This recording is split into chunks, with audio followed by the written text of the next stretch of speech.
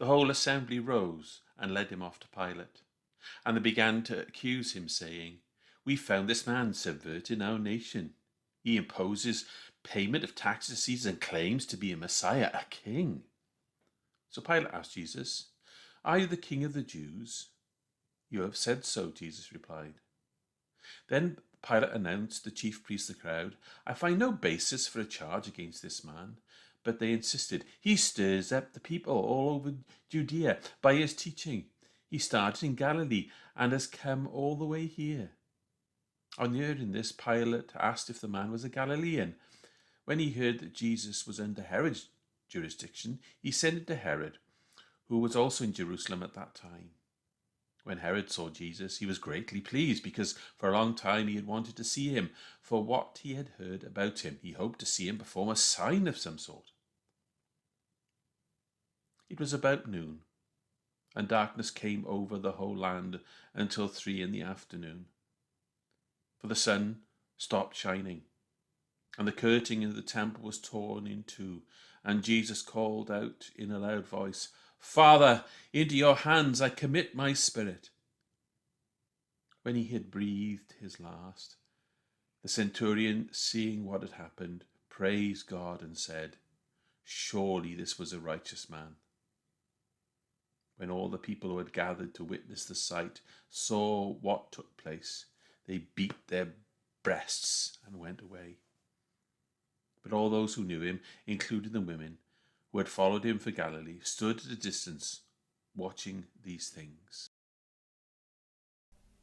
What love is this that Jesus gives, that he could die for me? A love that takes my sinful place on a cross at Calvary. A love which takes away my pain. A love which took the nails. A love that bore the crown of thorn. A love that never fails. Accept this love that Jesus gives. His love your heart will touch. I've never known a love like this, that he could love this much. The universe stops. It was about the 6th hour, or noon, and darkness came over the whole land until the 9th hour, or 3 p.m. For the sun had stopped shining. The universe moaned and groaned because of what God was doing, because of what we had forced him to do. The temple curtain was torn into two from top to bottom. The greatest of spectacles and actions was taking place. The gulf between mankind and God, the great chasm, was about to be breached by the only one who could do it. God died for us so we could reach out to him and he to us. This was symbolized by the curtain in the temple, which had kept the common and unclean from the Holy of Holies. God from his people. Only those richly clean could enter that place. Jesus called out in a loud voice, "Father, into your hands I commit my spirit." He knew God would take care of him, and he offers himself up even in death for the security and the love that God offers to him and his children. When he had said this, he breathed his last. The God dies. His earthly life passes away. And a centurion, seeing what happened, praised God and said, "Surely this was a righteous man." When all the people who had gathered to witness the sight saw what took place, and they beat their breasts, they tore their clothes, and they went away with heads hung in shame. The impossible had just taken place.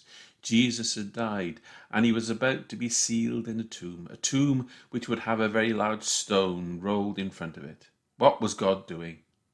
God sent his son to die upon a cross for those who had betrayed him, not only this time, but also for all times that had passed and well into the future.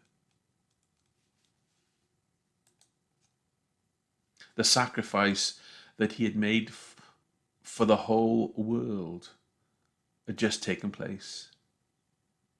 If God was to enter the world, all must know about it.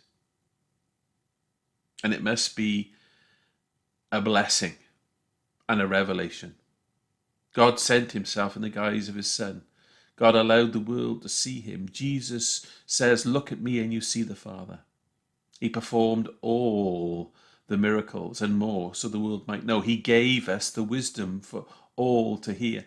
This teaching has been handed down to us through the Bible. Jesus has shown us the way. Jesus has shown us what we need to do. God understands our objections, so God allowed himself to be betrayed by those who loved him. Jesus allowed himself to be falsely accused of all that was wrong.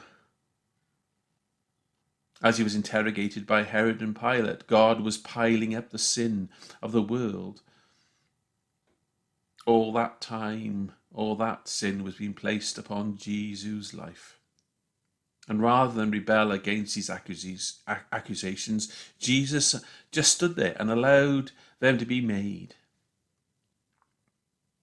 Jesus is then physically tortured by the Roman guards, placed upon the cross, with those who loved him standing around, not only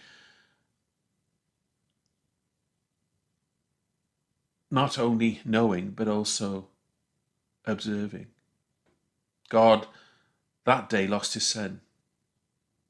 God had to turn away because of the sin. The Father watched and saw his Son die upon the cross. Those around him beat their breasts in false anguish and symbolism. All the time of the world was piling up. All the time and sin of the world was piling upon him. Like a giant wave ready to crash upon Jesus, higher and higher it went, all the past and future sin piling up. Eventually it crashes upon him, severing at last the final link, which was give him his only comfort upon that cross.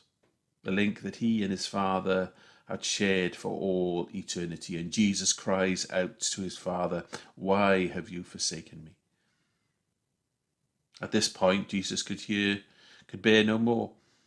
He cries out once more, and the curtain is torn into two, and he dies. The work of the age is accomplished, and we gain the prize. Do you understand that? We gain the prize. Do you understand what God has done for you? Do you believe what God has done? God's salvations await you. God is on your side. Do you understand God's sacrifice? Because he died upon the cross, that's where your sins lie. They're being vanquished, destroyed, crushed.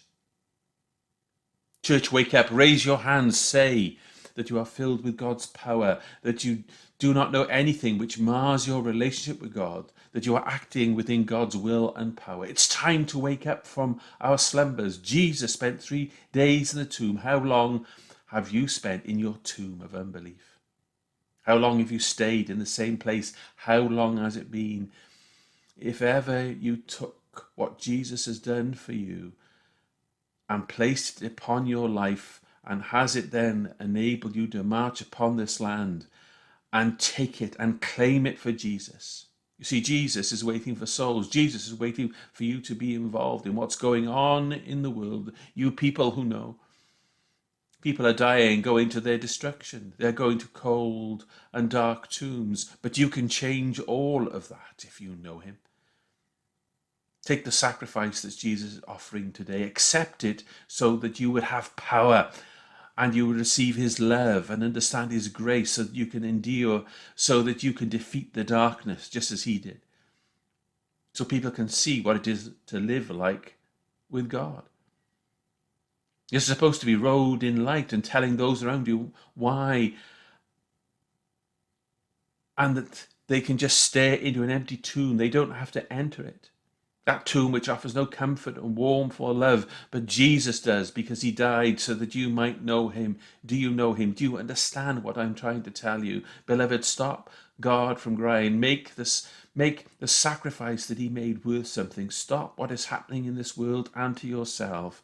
Light the fire which is inside of you with the power of Jesus, so that you would be a soul won for him. Jesus died so that you might be free and live. Well, why not live and be free?